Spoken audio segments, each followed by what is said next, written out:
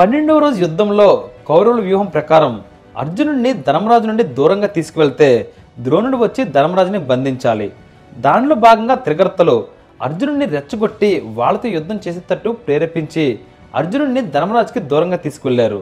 ఇప్పుడు అర్జునుడు ధర్మరాజుకి కనీసం కనపడినంత దూరంలో త్రిగర్తలతో యుద్ధం చేస్తున్నాడు.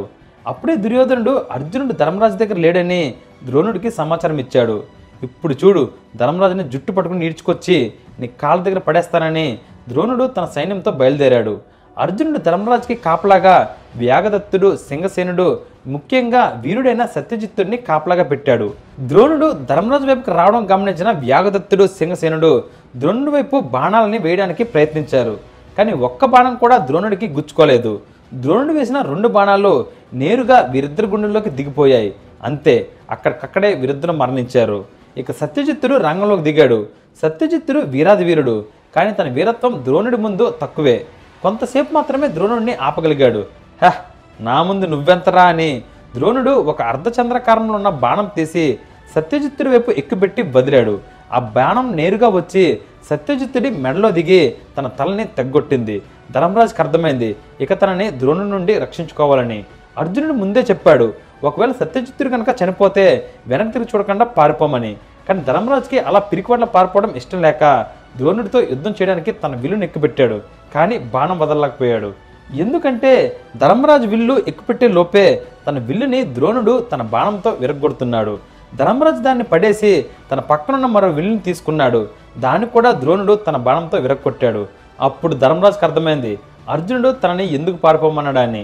తన రథంని వెనక్కి తిప్పి ధర్మరాజు ద్రోణుడికి దూరంగా వెళ్ళిపోతున్నాడు. కానీ ద్రోణుడు ధర్మరాజుకి అవకాశం ఇవ్వలేదు. ఒక అస్త్రం వేసి ధర్మరాజు రథం యొక్క చక్రాన్ని విరగొట్టాడు. ధర్మరాజుకి వేరే దిక్కు లేక రథం దిగి తన ప్రాణాలని రక్షించుకోవడానికి యుద్ధభూమిలో పరిగెడుతున్నాడు. ధర్మరాజుకి దూరంగానే ద్రోణుడి రథం ఉంది, కానీ చాలా వేగంగా ధర్మరాజుని పట్టుకోవడానికి వస్తుంది. ధర్మరాజు పరిగెడుతున్నాడు. తనని కాపాడడానికి పాండవ సైన్యం నుండి ఒక్కరంటే ఒక్కరు కూడా రావలేదు. ఎందుకంటే ఎవరు ధర్మరాజు వైపు వస్తున్నా వారిపై ద్రోణుడు బాణాల వర్షం కురిపిస్తున్నాడు. అందరూ మౌనంగా దీనంగా ధర్మరాజుని చూస్తున్నారు. ధర్మరాజు ఆయాసపడుతూ పరిగెత్తలేక పరిగెడుతున్నాడు. ద్రోణుడి రథం ధర్మరాజుకి దగ్గరగా వచ్చింది. కేవలం 300 అడుగుల దూరంలో ఉంది. ఇక దేవుడే ధర్మరాజుని కాపాడాలి అని అందరూ మనసులో ప్రార్థిస్తున్నారు. ఇంతలో ధర్మరాజుకి ద్రోణుడికి మధ్యలో అత్యంత వేగంగా ఒక రథం వచ్చి ఆగింది. ఆ రథం వచ్చిన వేగానికి ద్రోణుడి గుర్రాలు భయపడి ఆగిపోయాయి. ఫ్రెండ్స్, ఒక మోస్ట్ ఇంట్రెస్టింగ్ కథ చదివితే చాలు అది ఒక మనిషి జీవితాన్నే మార్చేస్తుందంటే మీరు నమ్ముతారా? కేవలం ఆ కథ మీ పిల్లలకి చదివి వినిపిస్తే చాలు వాళ్ళ జీవితానికి కావాల్సిన విలువలు నేర్చుకుంటారు అంటే మీరు నమ్ముతారా? మీరు జీవితంలో అనుభవిస్తున్నా లేక రాబోతున్నా ఎలాంటి సమస్యకైనా పరిష్కారం ఒక కథ చదివితే చాలు మీకు దొరుకుతుంది అంటే మీరు నమ్ముతారా? Yes, it's possible only with the greatest epic ever told in the history of mankind. It's the Mahabharata. ఈ కథ ఒక సూపర్ హిట్ మూవీ కన్నా 100 రెట్లు గొప్పగా ఉంటుంది. It's a challenge. విక్రమాదిత్య మాటలో రాసిన మహాభారతం పూర్తి కథ 2 భాగాలలో పుస్తకం ఇంకా ఈబుక్ రూపంలో అమెజాన్ ఇంకా 43 ఆన్లైన్ స్టోర్స్లో దొరుకుతుంది. ఈ పుస్తకం ప్రపంచవ్యాప్తంగా 54 భాషల్లో దొరుకుతుంది. లింక్స్ ఈ వీడియో కింద డిస్క్రిప్షన్లో ఇచ్చాను, వెంటనే ఆర్డర్ చేయండి. ఎందుకంటే ఇది కేవలం ఒక పుస్తకం మాత్రమే కాదు, ఇది నీ జీవితానికి కావాల్సిన గ్రంథాలయం. ద్రోణుడికి ఎదురుగా వచ్చిన ఆ రథం యొక్క గుర్రాలు పీల్చుకొని వదిలే ఊపిరి శబ్దానికే ద్రోణుడి గుర్రాలు అడుగులు వెనక్కి వేస్తున్నాయి. ఇంతకీ రథం నడుపుతుంది ఎవరు అని చూస్తే అందరూ ధర్మరాజుని కాపాడాలనుకుంటున్న దేవుడు శ్రీకృష్ణ పరమాత్మ. ఈయన రథసారథి మాత్రమే. ఆ రథం మీద ఉన్న వీరాది వీరుడెవరు?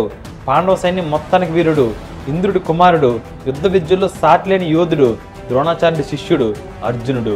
అర్జునుడిని చూసిన పాండవ సైనికులందరూ ఒక్కసారి హే అని గట్టిగా అరిచారు. అప్పటి వరకు నాకు తిరుగులేదు అని అనుకున్న ద్రోణుడి గుండె అదిరింది. అర్జునుడు కదలట్లేదు, మెదలట్లేదు, కేవలం ద్రోణుడినే చూస్తున్నాడు. ద్రోణుడికి అర్జునుడి కళ్ళల్లో ఎప్పుడు భయం, భక్తి, గౌరవం మాత్రమే కనబడేవి.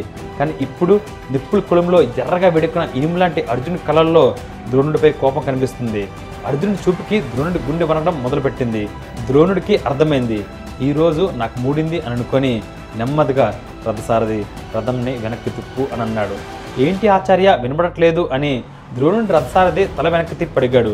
ఇంతలో అర్జునుడు తన గాంధీవాన్ని తీసి ద్రోణుడి వైపు ఎక్కుపెడుతుంటే ద్రోణుడు గట్టిగా ప్రాణాలు కాపాడుకోవాలి, తిప్పరా రథంని అని అనగానే ద్రోణుడు రథంని వెనక్కి తిప్పి రథంని వేగంగా పోనిస్తున్నాడు. యుద్ధభూమిలో అప్పటి వరకు ఏ రథం కూడా అంత వేగంగా వెళ్ళలేదు. కృష్ణుడు ద్రోణుడి రథంని తన రథంతో వెంబడిస్తున్నాడు. అర్జునుడు మాత్రం బాణాల వర్షాన్నే కురిపిస్తున్నాడు. ద్రోణుడు కనీసం ఒక్క బాణం కూడా వేయకుండా కేవలం రథంలో తల మీద చేతులు ఎలా పెట్టుకొని బాణాలు తాలకుండా దాక్కున్నాడు. అప్పటి వరకు ధర్మరాజు పని అయిపోయింది అనుకున్న వారందరూ ఈరోజు ద్రోణుడి పని అయిపోయింది అని అనుకుంటున్నారు. ఇంతకుముందు ధర్మరాజుని కాపాడడానికి ఎవరు ఎలా రాలేదో ఇప్పుడు ద్రోణుడిని కాపాడడానికి కూడా ఎవరు రావట్లేదు. ఎందుకంటే అర్జునుడి బాణాలు ఒక వర్షంలా ద్రోణుడి రథం చుట్టూ పడుతున్నాయి. ఆ బాణాల వర్షం మధ్యలోకి ఎవ్వరికి వచ్చేంత ధైర్యం లేదు. ద్రోణుడు తనని వెంబడిస్తున్న సింహం నుండి ప్రాణాలు రక్షించుకోవడానికి పరిగెడుతున్న జింక పిల్లలాగా పారిపోతున్నాడు. అర్జునుడు వెంబడిస్తున్నాడు. ఇంతలో గట్టిగా యుద్ధ బూరులు ఊదిన శబ్దం వచ్చింది. అంటే సూర్యాస్తమయం అయింది. యుద్ధం ఆ రోజు కాపాలి. కృష్ణుడు తన రథంని ఆపాడు. అర్జునుడు శాంతించాడు. తన రథంని వెనక్కి తిప్పి వాళ్ళ గుడారాల్లోకి వెళ్ళిపోయారు. ద్రోణుడు తన ప్రాణాలని కాపాడినందుకు సూర్యదేవుడికి నమస్కారం చేసుకున్నాడు. రాత్రి అయింది. పాండవ సైన్యం అంతా సంబరాలు చేసుకుంటున్నారు. ఎందుకంటే కౌరవ సైన్యాధిపతిని అర్జునుడు పరిగెట్టించినందుకు సగం గెలిచినట్టే ఆనందపడుతున్నారు. కౌరవ సైన్యం దగ్గర దుర్యోధనుడు సభలో కోపంగా కూర్చొని ఉన్నాడు. ద్రోణుడు సభలోకి అడుగుపెట్టాడు. తలదించుకొని నెమ్మదిగా దుర్యోధనుడి దగ్గరికి వస్తున్నాడు. దుర్యోధనుడు ఏదో పీకుతానని వెళ్ళావుగా, ఏం పీకావు అన్నట్టుగా ద్రోణుడి వైపు చూస్తున్నాడు. ద్రోణుడు దుర్యోధనుడి దగ్గరికి వచ్చి తల ఎత్తి అతన్ని చూశాడు. దుర్యోధనుడు చూసిన చూపుకి ద్రోణుడికి ఆత్మ చేసుకోవాలి అనిపించింది. అంత హీనంగా చూస్తున్నాడు. వెంటనే ద్రోణుడు, నేను ముందే చెప్పాను, అర్జునుడు ధర్మరాజుకి దూరంగా ఉంటేనే నేను ధర్మరాజుని బంధించగలనని. ఇంకో 2 నిమిషాల వ్యవధి నాకు దొరుకుంటే ధర్మరాజుని బంధించేవాడిని. కానీ త్రిగర్తలు అతన్ని ఎక్కువసేపు ఆపలేకపోయారు.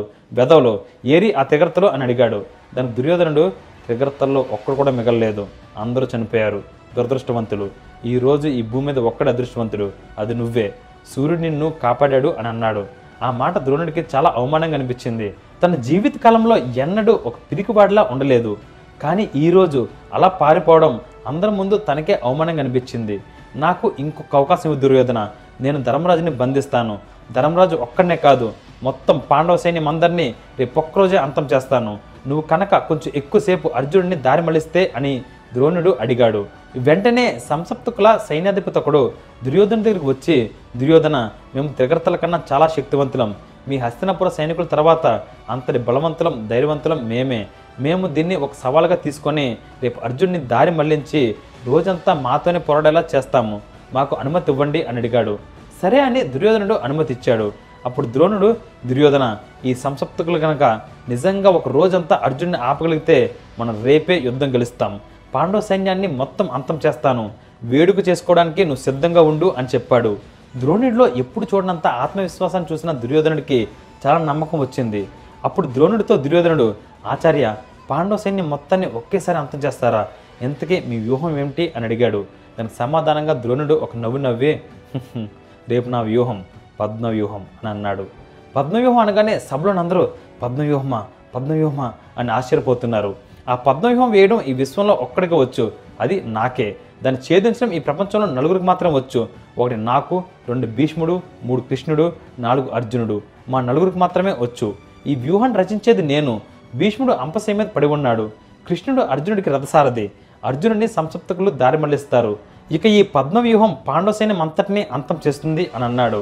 ఈ మాటకి కౌరవ సైన్యం అంతా ఆనందపడి అప్పుడే ఆ సభలో అందరూ వేడుక చేసుకుంటూ నవ్వుకుంటున్నారు. కానీ పాపం వారికి తెలియదు, పద్మవ్యూహం మొత్తాన్ని ఛేదించగల మగాడు మరొకడు ఉన్నాడని. అతడే అర్జునుడి కుమారుడు, ఇంద్రుడి మనవడు అభిమన్యుడు. కురుక్షేత్ర యుద్ధానికి అసలైన హీరో, వీరాది వీరుడు. తన వీరత్వానికి కురుక్షేత్ర యుద్ధంలో పాల్గొన్న ప్రతి ఒక్కరు దాసోహమని, ఇంతటి వీరుడికి ఎవరు సాటి లేరని, ఇలాంటి వీరుడు పాల్గొన్న యుద్ధంలో మేము పాల్గొన్నామని గర్వంగా అందరూ ప్రాణాలు విడిచేంత గొప్ప వీరుడు 16 ఏళ్ల బాలుడు అభిమన్యుడు. ఫ్రెండ్స్, నెక్స్ట్ ఎపిసోడ్లో కంటెంట్ వేరే లెవెల్లో ఉంటుంది. Don't miss it. నేను రాసిన మహాభారత పుస్తకాన్ని ఇప్పుడే ఆర్డర్ చేయండి. లింక్స్ ఈ వీడియో కింద ఉన్న డిస్క్రిప్షన్లో ఇచ్చాను. అలాగే ఇప్పటి వరకు నా ఛానల్ని మీరు సబ్స్క్రైబ్ చేసుకుని ఉండకపోతే వెంటనే సబ్స్క్రైబ్ చేసుకోండి. Till then take care. Bye.